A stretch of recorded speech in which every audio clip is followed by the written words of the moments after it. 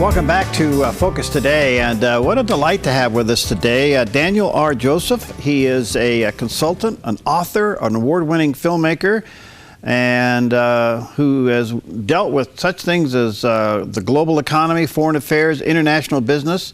His most recent documentary, Democracy Road, explores the issues of why our hopes for spreading democracy are so frequently dashed in many places around the world, say like Iraq, Afghanistan.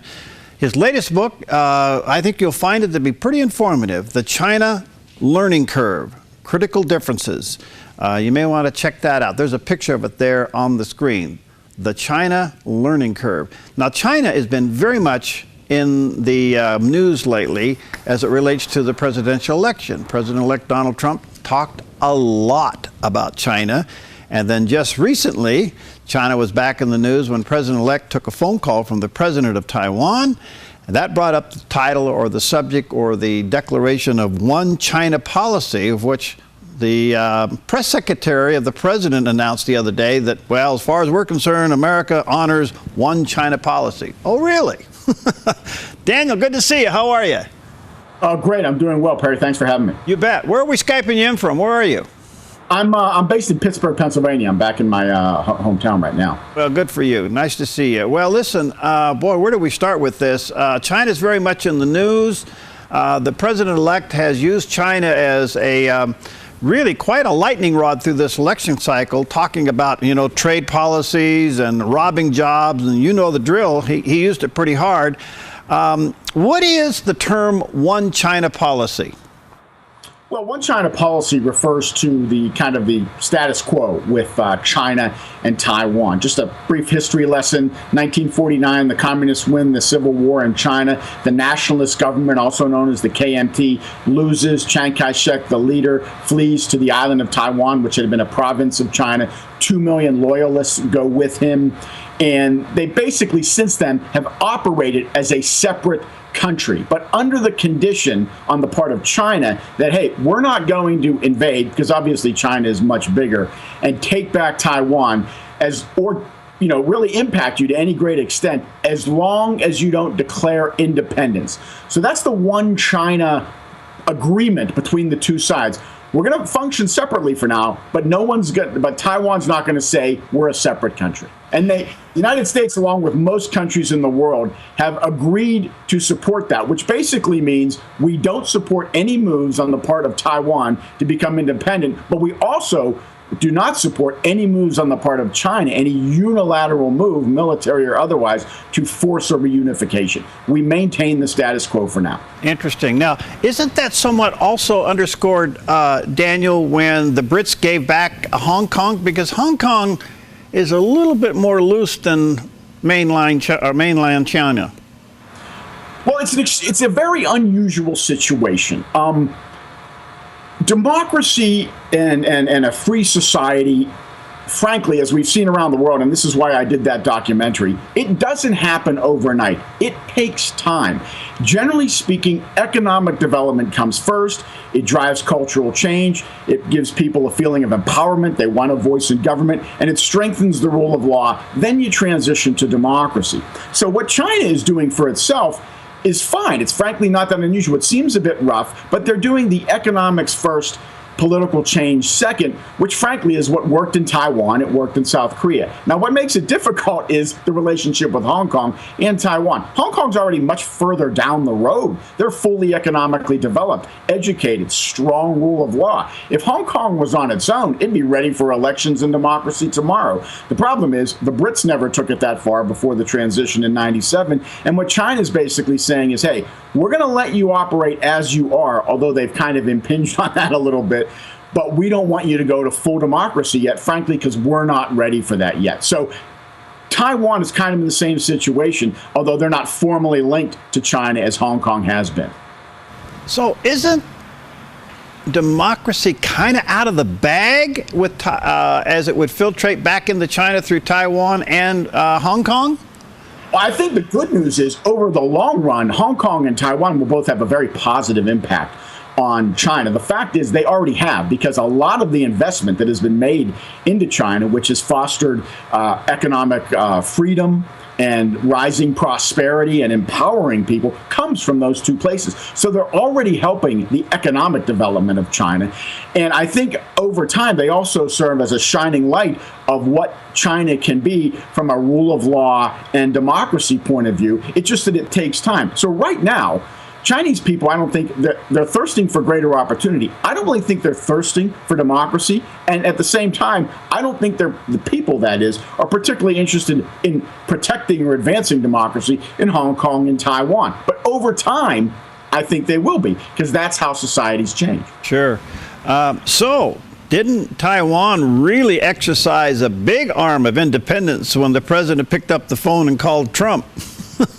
Well, let's put it this way. I think that the phrase of the day has become that it was a new sheriff in town move on Trump's part. And I would definitely agree with that. You could take the view that Trump is signaling, we're going to change our policy. We're no longer going to support the one China policy. That would be very dramatic. China would react, frankly, very sternly. And we would probably have a problem that we don't need at this point. So I don't think he was saying that. It's one thing, if you're going to break a little bit of diplomatic protocol, we can understand why China's sensitive about that. They're not the only ones sensitive about protocol. But then again, to break some of that protocol every now and again to send a message does not mean you're necessarily throwing down the gauntlet and charging right into a conflict. It means you're sending a message. And I think Trump's message is not, hey, we're going to change the one China policy. It's there's a new sheriff in town, and our entire approach to our China relationship is going to be different than it has been in the past. And a big part of that is we're going to be taking a tougher stand on a lot of issues. Maybe not Taiwan, but perhaps some of the trade issues or the cyber espionage issues or the South China Sea issues. There's a whole bunch of other issues where I think Trump intends to take a much tougher stand. And I think that's the message he was sending. So these calls don't just happen randomly. I mean, you and I both know they're well set up. Who called who then? Did she really call him? Yeah, she called him. It's sometimes funny. I mean, obviously opinions on Donald Trump are all over the board, and we're still getting to know him and to learn him. It does seem that there are a good number of people out there that consistently want to underestimate Trump.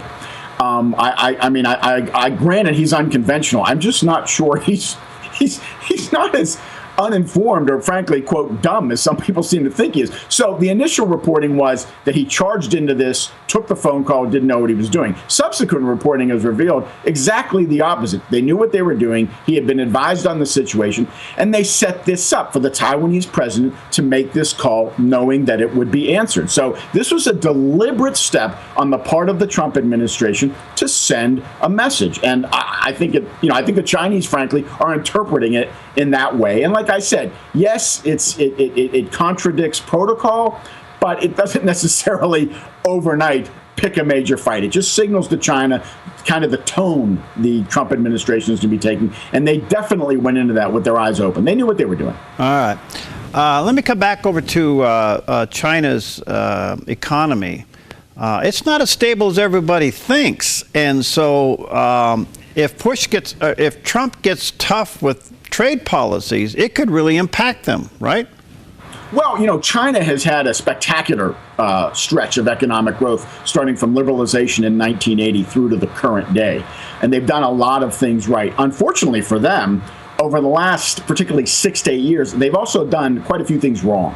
The biggest one is they piled on a bunch of debt, not unlike we did. When the financial crisis hit in 2008, China's debt-to-GDP ratio was only 120%. Compare that to more than 300 or 350% for the United States and European allies, and almost 450% for the Japanese. So in 2008, China looks great. Unfortunately, since then, they have leaned heavily on debt creation and government investment to try to support growth. So now they've gone all the way up to, best estimates, 280% debt to GDP ratio, which is getting close to the red line. So to answer your question, you're right. They've put their economy in a tough spot, a tough balancing act, while at the same time, growth is slowing. So overall, what I would say is this. The idea that we need China more than China needs us is definitely not true. They need to continue to liberalize if they're going to keep growing. They need to stop creating so much debt. And in the past, their growth has been closely tied to their ability to integrate with global markets, not shut them off. So by all means, we have a certain amount of leverage when we're dealing with China on trade. That's really interesting because how much of our debt do they own? Do you know? Yeah, they own, I mean, that number becomes a bit confusing. Let me just summarize by saying this. The debt of ours that they own does not give China any great leverage over us whatsoever. Okay, so China and Japan go back and forth for being the largest holder of U.S. government debt. But when you break it down, it's still, for each country, is only 6 to 8% of our total debt. Okay, so it's not, they're a big holder, but it's not a huge number. Secondly, keep in mind, China, and this is the good thing about China, we butt heads with them a lot. The nice thing is they are integrated in the global economy, and it is in their interest to maintain a stable global environment, economic and otherwise, to kind of keep the economic engine humming over there. So you'll notice over the last 8 years, we've had plenty of disagreements with China. They haven't divested much of their U.S.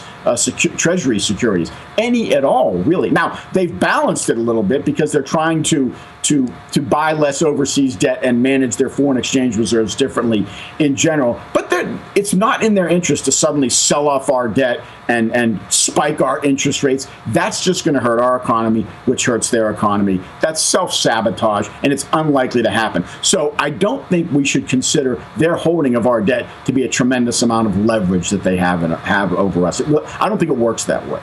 Yeah, some people just want to give them California and call it even.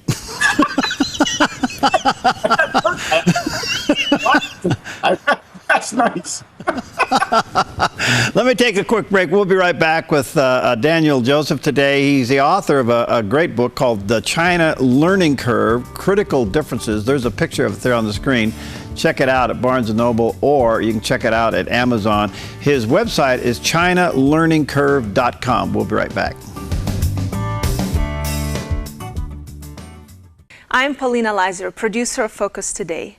Thank you for watching this video, and make sure to check our other videos at theDove.us.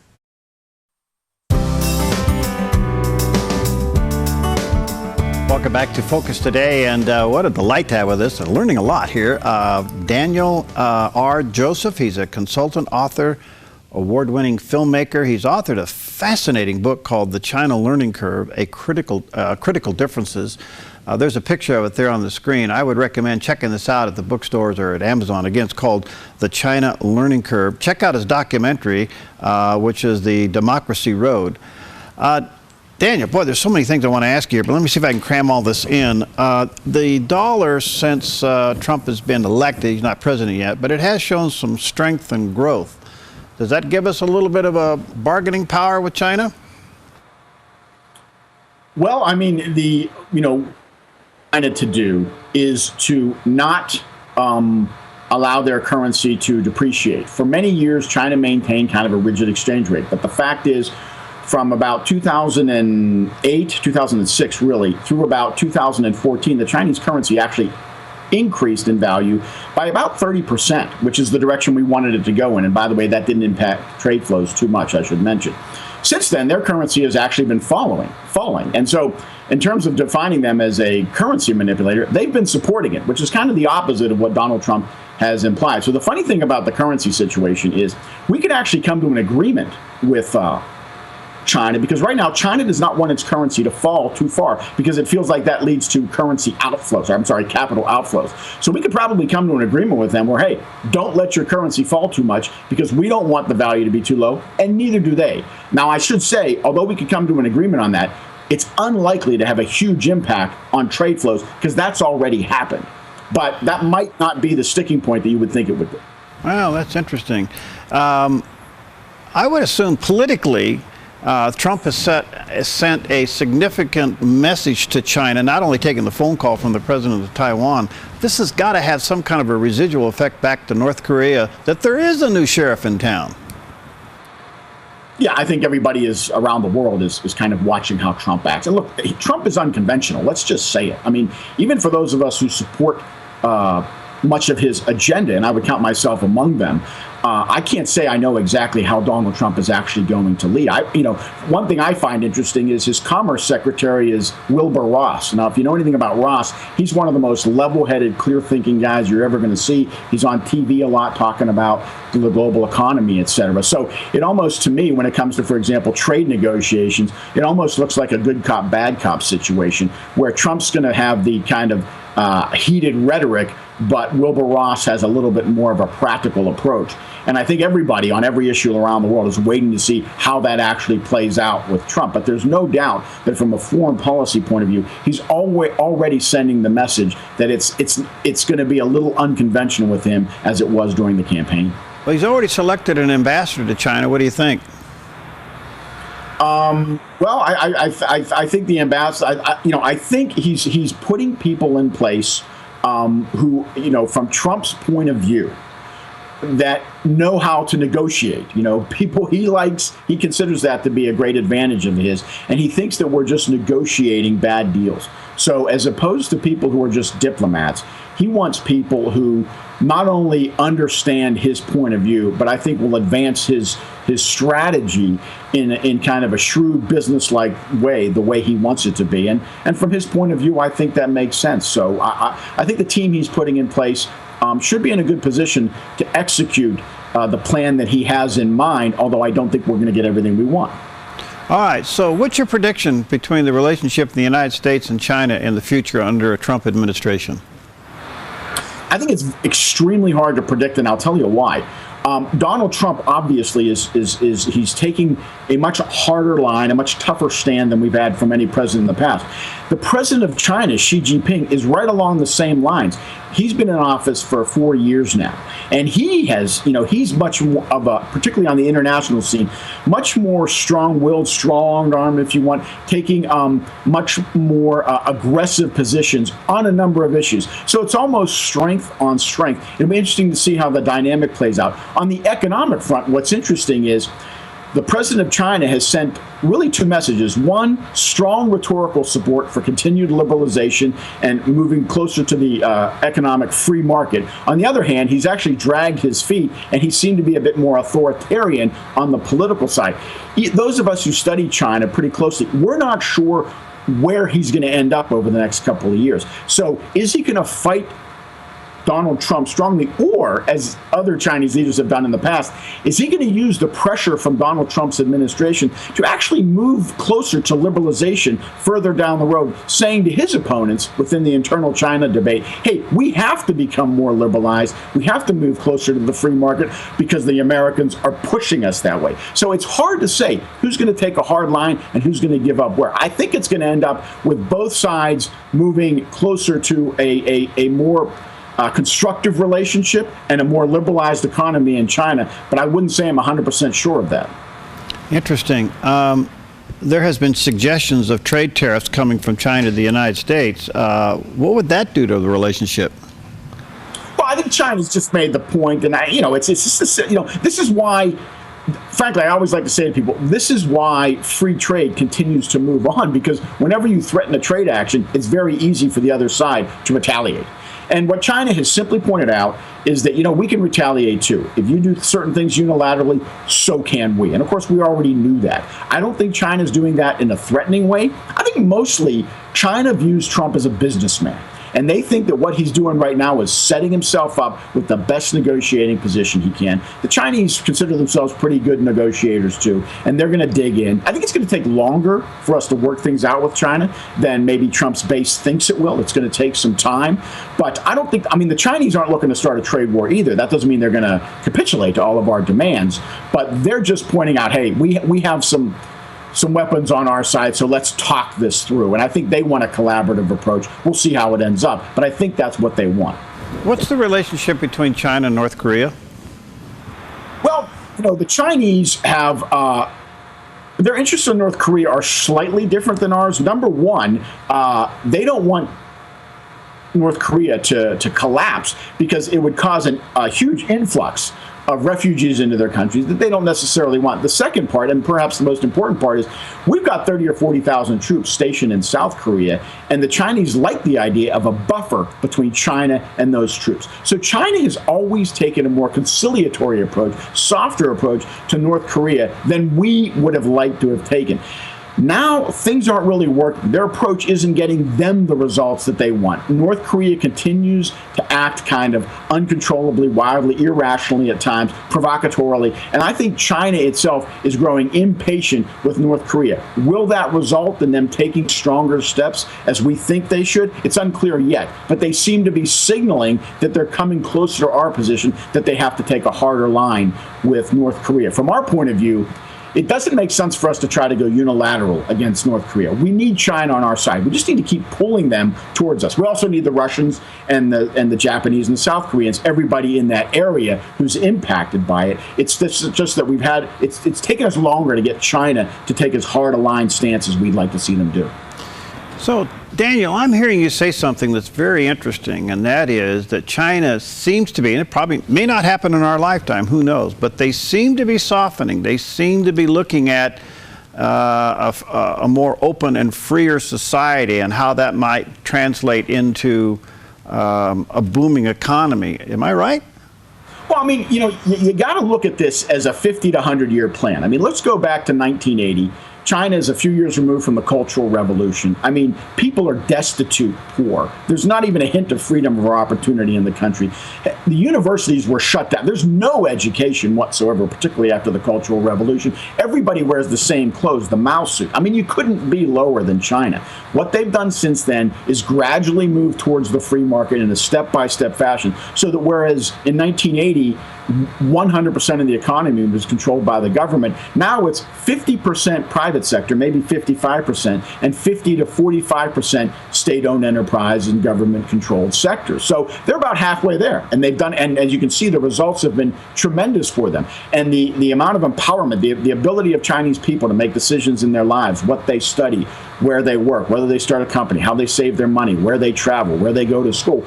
I mean, I sometimes say that it's possible that no country has ever changed more in a 3-decade period than China has. Now, these things don't happen overnight. Change takes time, and China is definitely emphasizing the economics first, political change later, which I happen to think is smart. What really throws people off is the new president, Xi Jinping. He's really rolled back some of the political freedoms that were kind of slowly developed. And so it gives this picture that all of a sudden China has lurched way back.